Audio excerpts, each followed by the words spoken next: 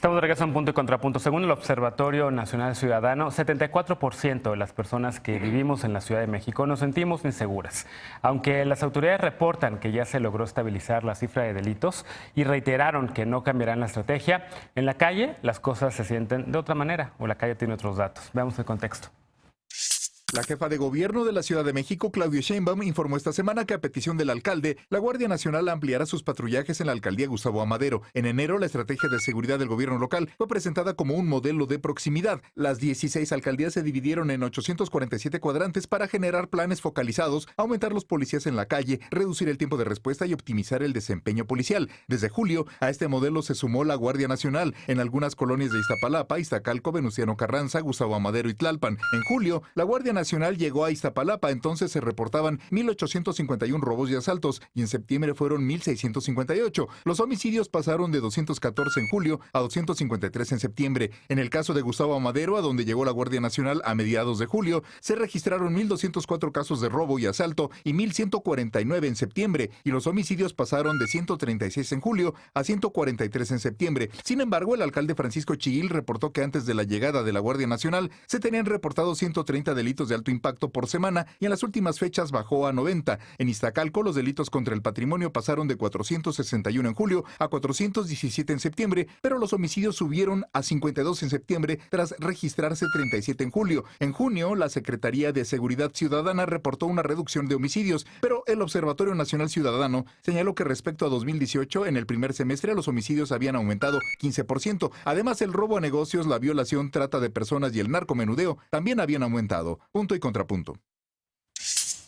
Bueno, segundo tema a discutir esta noche, el tema de la seguridad. Hoy estamos hablando de temas de la Ciudad de México, pero el tema de la seguridad evidentemente es un tema que recientemente, por el tema de Culiacán y por Tepochica y Aguililla, pues está otra vez en el radar, por lo menos en los medios, incluso internacionales, la inseguridad que hay en el país, pero que sobre todo en la Ciudad de México se vive de una manera tal vez un poco más evidente por la cantidad de gente que vive y se desplaza todos los días en la Ciudad de México, por el hecho que también la jefa de gobierno había primero dicho que aquí en la Ciudad de México no a la Guardia Nacional, de repente dijo que sí nada más en las fronteras, en algunas alcaldías, y ahora al parecer pues está metida de lleno, ¿no? ¿Cómo lo ves? ¿A quién quiere empezar con el tema de seguridad? Un balance, Aurelén, a ver. Bueno, pues yo creo que primero reconocer el trabajo de la jefa de gobierno en el tema de reconocer el cambio de secretario de Seguridad Pública. Sí.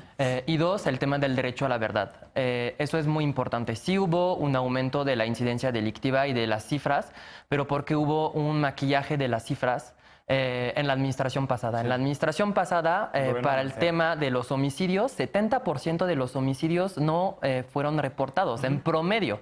Imagínense para el tema de los otros delitos, cuando además pues, tenemos una cifra negra de delitos que no se denuncian de más del 94%, y de esos mismos, pues, uno de tres solamente es investigado abriendo una carpeta de investigación, ¿no? Sí. Entonces yo quiero reconocer eso de la jefa de gobierno, la verdad, porque todos tenemos derecho a saber qué está pasando en la ciudad, si hay crimen organizado o no. Y ella, la verdad, lo reconoció. Dijo, hay presencia de la delincuencia organizada, la situación está así, y presentó un plan de acciones que incluso es un poco diferente de la administración pasada, sobre todo con la llegada del nuevo secretario Omar García Harfuch. Él está proponiendo un plan muy interesante de profesionalización de la policía. Muchas personas sabemos realmente qué se vive siendo policía. ¿Cuánto gana un policía en la Ciudad de México? Pues eso entre 6,000 y 11,000 pesos al mes. Son de los policías peor pagados de la República, y la jefa de gobierno anunció hace unos días, de hecho, pues ya el aumento de un 9% de la policía de investigación, bonos, cambio en los horarios, un tema de atención emocional, un tema de dignificación que se está replicando en la Secretaría de Seguridad Ciudadana, que obviamente no va a dar pues cambios de un día para el otro, pero creo que es un primer paso inteligente para restablecer la confianza con el ciudadano y la ciudadana de a pie, ¿no? Claro. Paulina, ¿cómo es el tema de la seguridad? En efecto, con el cambio del nuevo secretario de Seguridad hubo un por lo menos escucharon, porque había un reclamo de que se cambiara al anterior, pero hubo un tema también con el operativo de Tepito, que estaba tratando, me acordar, el grupo de la Liga, ¿se llama? El grupo La Unión. La Unión, perdón, que primero había sido puesto en contraste con el operativo fallido de Culiacán y que después liberaron a la mayoría de la gente, incluso perdieron la droga que habían decomisado y acabó siendo también pues un fiasco. Bueno, este tema es bastante complicado. Sí, yo también quiero reconocer del gobierno de la Ciudad de México, desde el discurso incluso. Pasamos de un discurso de guerra a un discurso de paz. Eso realmente tiene una importancia muy relevante porque a partir de estos discursos se generan estrategias que van a generar posibilidades de atender esta problemática. Sí se están trabajando en los pilares de la seguridad, ¿no? Desde la prevención. No habíamos escuchado un discurso donde se hablara de prevención, de violencia y el delito. Pienso que el tema en específico de Tepito, a mí me sigue, he tenido la oportunidad de hacer estrategias de prevención y atención de violencia justamente en Tepito, y lo que yo he aprendido en los barrios, no solo en Tepito, sino en otras partes del país, es que seguimos estigmatizando ciertas zonas. Sí, sí hay lugares donde necesitan estrategias focalizadas. Efectivamente, la calle de Peralvillo, ahí hay personas muy talentosas que incluso cuando salen a decir que los que atraparon estaban en una fiesta y que fue una confusión, pues salen a manifestarse y a comentarme. Pues eso también tal vez lejos de dar una buena imagen a nuestro barrio, ¿no? Que hay gente que la libra por la derecha todos los días en Tepito, pues genera esta estigmatización de ciertos espacios. Si bien se están generando estas estrategias, los pilares, ¿no? Por ejemplo, que es una estrategia muy buena que en algún momento lo comentamos con Ana Laura Magalón y cómo nos gustaría o cómo nos hubiera gustado que se establecieran estos mecanismos, tienen esta posibilidad de dar otras alternativas. Como lo comenté al inicio, las desigualdades sociales generan muchas problemáticas, sí, y los gobiernos tenemos que tener la capacidad de mirar cómo a través de estrategias diferenciadas, porque no lo podemos hacer a todos por igual y de la misma manera en todos los territorios, cómo a través de este conocimiento, a través de diagnósticos, que el reconocer que se están dando cifras apegadas a la realidad, nos pueden dar una posibilidad de generar estrategias reales de atención de la inseguridad y de la violencia. Sí. Estos lugares, a mí me ha tocado estar en La Pastora, en la GAM, en Tepito, en varios lugares. En Tepito este sábado mañana inauguran los murales de Manuel Manrique, ahí en Palomares. Cómo hay gente que desde sus barrios, desde sus alternativas, desde el arte, desde la cultura, desde el deporte, ellos tratan de defender también su territorio, ¿no? Es una cuestión que se debe de pensar de una manera más general, ¿no? Incluso si nosotros tuviéramos iluminación en todas las calles, hay reducción del delito. Sí. Si las personas tienen acceso al agua, hay reducción del delito. Claro. Entonces tenemos que mirar estas posibilidades, que muchas veces sí es muy complicado tomar decisiones públicas, tener que saber a qué se le va a asignar recursos, a qué contextos, a qué zonas. Es muy complicado estar en esos espacios. A ver, pero déjame escuchar a esta Mónica, porque si no se nos va a ir el tiempo este bloque.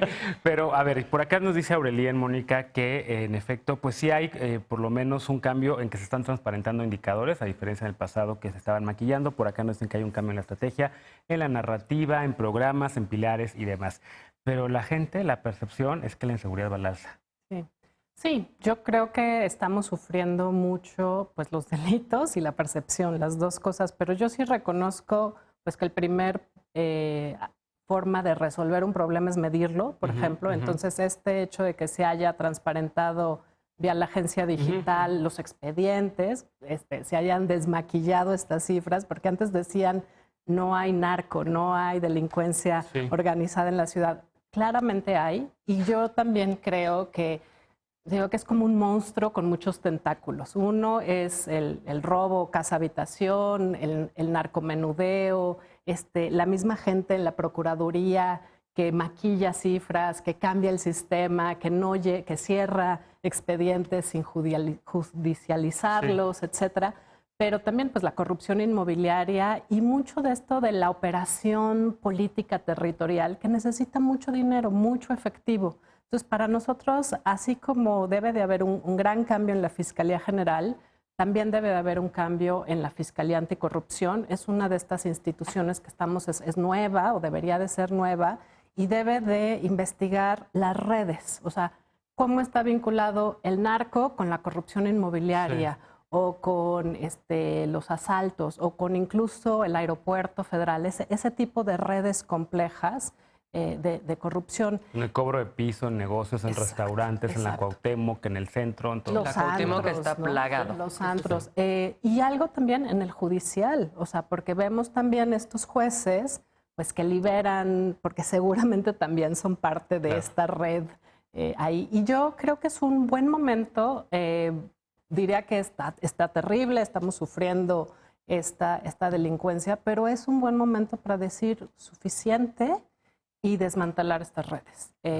Tienen mucho que ver también con algunas alcaldías, o sea, evidentemente hay lugares en donde la delincuencia se protege, ¿no? Uno puede incluso desde construir sin permiso y uno dice, ¿cómo? O sea, hasta operar estos antros amparados, etcétera. Entonces, yo sí creo que es una reforma grande del sistema de justicia, o sea, desde la policía o la prevención del delito, el trabajo con vecinos, los comités que se están echando a andar, hasta obviamente una reforma grande en lo judicial, más las fiscalías, que es la investigación y la presentación de suficientes pruebas para incriminar, o sea, y para juzgar y para sentenciar, si no, salen libres, ¿no? Mucha operación política, mucha operación policíaca, pero después salen. Diputado, a ver, ¿cómo darle a la gente que nos está viendo y que ve aquí en la Ciudad de México confianza de que las cosas van a cambiar? Porque ya están hablando aquí de varios puntos, de varios ingredientes que se están empezando a cocinar, pero que son de largo aliento. Digamos que, ¿tienen ustedes alguna previsión de cuándo vamos a poder dar datos duros de que está cambiando el fenómeno, de que en efecto se están funcionando estas estrategias? Bueno, de entrada los datos duros ya los empezamos a dar, ¿no? Y los empezamos a dar con este reconocimiento de que había cifras, de que había cifras que ocultaba el gobierno anterior y que era necesario destapar la cloaca, ¿no? En realidad hay problemas en la Ciudad de México que parecía o nos hacían creer que la ciudad podía escapar este tipo de problemas y que no era cierto. Entonces, ahorita hay primero que nada un reconocimiento de que existen estos problemas. Tenemos que atravesar por un estudio, tenemos que atravesar por un diagnóstico de la ciudad. Atravesando por un diagnóstico de la ciudad, pero de todas sus aristas, podemos entonces entrarle a un tema de seguridad. Vamos, la seguridad no se combate solo bala contra bala, ¿no? Como se estaba haciendo. Lo que encima, cuando encontramos una Secretaría de Seguridad Pública completamente desmantelada. Digo, las cifras lo dicen, teníamos buenos policías, teníamos policías bien pagados. Al terminar el sexenio anterior, pues ya tenemos una policía que no es la mejor y entonces tenemos que atravesar por un proceso de fortalecimiento del sector de seguridad, ¿no? Digo, esto que viene a hacer la doctora Claudia con la incorporación de nuevas patrullas, la incorporación de más policías, responde a una necesidad fuertísima que tiene la ciudadanía, ¿no? Y pues claro, se empiezan a visibilizar estas cifras y empieza la gente a creer que pues es culpa del actual gobierno. Claro, pero a ver, pon una pregunta, porque tú eres parte del Poder Legislativo. Claro. En teoría es un contrapeso al Ejecutivo. Y digo en teoría porque tienen mayoría incluso calificada en el Congreso de la Ciudad de México. Hasta pacto con otros partidos políticos. ¿Les gusta? A ver, tú como diputado, ¿estás claro de que hay una estrategia distinta? Pueden, o sea, porque ustedes tienen incluso la capacidad de llamar a comparecer al secretario de Seguridad Pública que les explique lo que está pasando. Hay una ley pendiente también de seguridad ciudadana. De hecho, llamamos a comparecer al secretario, digo, para que nos explicara la nueva, digamos, la nueva estrategia con lo que iba a entrar. Creo que fue un reconocimiento también de que tenía que cambiar la doctora de secretario. Y por parte del secretario también hizo, el exsecretario hizo un esfuerzo en decir, ¿sabes qué? El paquete es muy grande, necesitamos una persona más capacitada, ¿no? Entonces creo que pues ahora sí que la nueva estrategia va a funcionar, pero aquí como vamos a regresar al problema central, ¿no? Que tenemos un problema fuerte de corrupción. El caso de Tepito no debió de haber pasado lo que pasó, que se salieron y también la droga. Entonces, esto es un ejemplo muy claro de que tenemos problemas fuertísimos de corrupción. Y entonces hay que revisar no solamente el actuar de la Secretaría de Seguridad Ciudadana, sino también hay que revisar el actuar de la Procuraduría. Y entonces en eso estamos ahorita precisamente atorados, en hacer un diagnóstico correcto para hacer una transición de Procuraduría a Fiscalía en la cual podamos limpiarla de la mejor manera posible. Y cambiando la Constitución a modo para permitir la transición, como pasó con Raúl Cervantes en el Senado hace pues poquitos años. Bueno, vamos a hacer una pausa. Tenemos que regresar con otro tema. El de la seguridad, evidentemente, no se termina allí, pero lo retomaremos en otro programa. Una pausa nueva. El Congreso de la Ciudad de México está obligado a informar y transparentar su labor, pero ha tenido retrasos, por decirlo menos, además de observaciones por incumplimiento. Regresamos con este tema punto y contrapunto. No te vayas.